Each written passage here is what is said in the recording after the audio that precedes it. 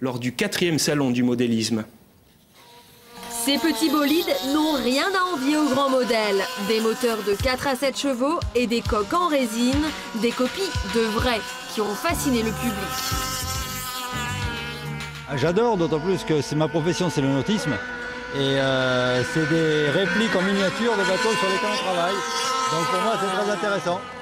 Ça fait un bruit d'enfer. Ça fait un bruit d'enfer, comme un gros, comme un vrai. Ça tourne entre 17 et 22 000 tours, donc voilà, quoi, avec des bonnes hélices, on arrive à atteindre des vitesses d'environ 90 km/h.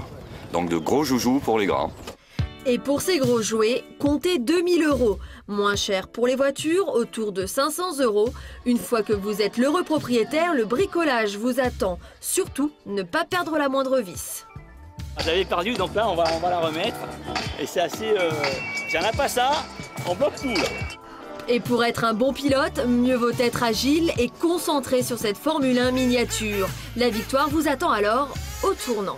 C'est comme si on était dans une belle voiture. Hein. C'est un plaisir, ça fait 30 ans que j'en fais. Alors bon, là il y a la passion, il y a tout ce qu'il faut là.